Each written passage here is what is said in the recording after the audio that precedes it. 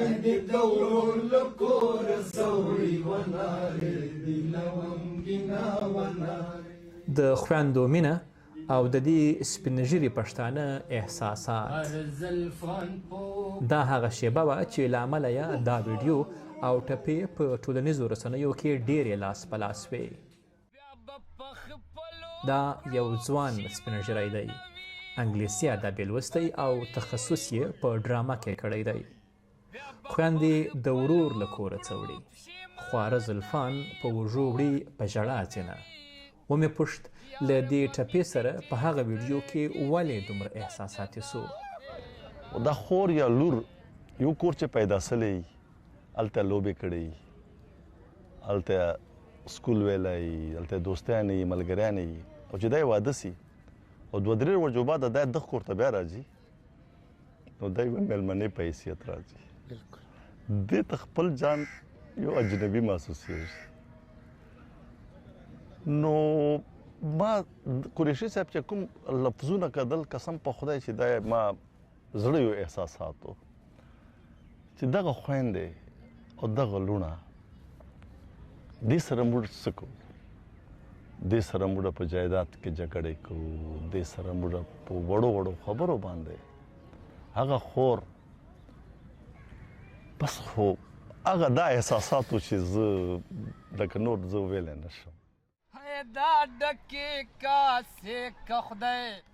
دغه زلمی هم د لکي مروت سیمې دی او سره د دې چې خپله شاعر نه دی خو د بیل بیل شاعرانو کلامونه او پښتو ټپې همداسې په بانډارونو کې زمزمه کوي.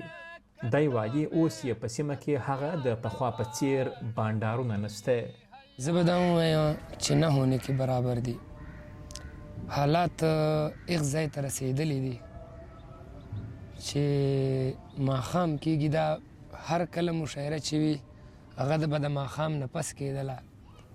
اوس چې ماښام کېږي نو بیا هر سړی کور طرف ته زور کوي او کوم هغه خوږلتونه مینه محبتو هغه کې ډېره زیاته کمي راغلی ده، بلکې نه هونه کې برابر ده.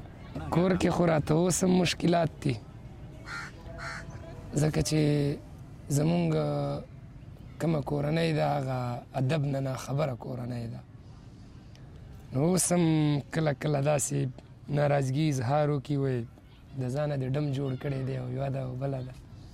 یو شمېر لیکوالان وایي پښتو ټپه د پښتنو د ولسي میراث یوه نه ختمېدونکې برخه ده ځکه دا ولس په خپله جوړې کړې او همدا لامل دی چې د زمانې له بدلونونو سره سره د ټپو په محبوبیت کې هیڅ کمای نه دی راغلی. څنګه چې د پوهانو دا خیال دی چې د هر ادب ابتدا کیږي د سندرې نه، نو که مونږ ولټو نو د پښتنو سندره عمده ټپه ده. که مونږ دا وایو چې پښتانه چې دي نو 50,000 کاله او 6,000 کاله تاریخ لري، نو د دې 6,000 کالو تاریخ د پښتنو د ټپه کې چې څنګه دا تشبیهات دي او څنګه استعاري دي او څومره شاعرانه هنر دی، نو د هغې نه دا معلومیږي چې پښتانه ډېر شاعران خلک دي، ډېر باذوقه خلک دي. دا سوال نه پیدا کیږي چې دومره باذوقه خلک په سوونو یا په زرګونو کاله بغیر د سندرې نه پاتې شي. نو دا اصل کې د دوی هغه روحي سندره چې ورته وایي دا د دوی د پیدایش سره د پښتنو د ادب د شروع سره دا راغلی ده، دا د دوی په وینه کې شامله ده.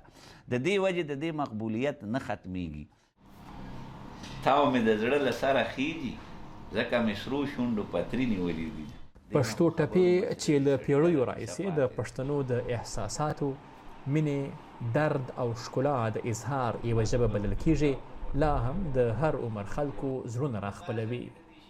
له کلیو تر ښارونو او له زړو راډیوګانو تر ټولنیزو رسنیو ټپې د پښتني کلتور لا هم یو ژوندی روایت دی.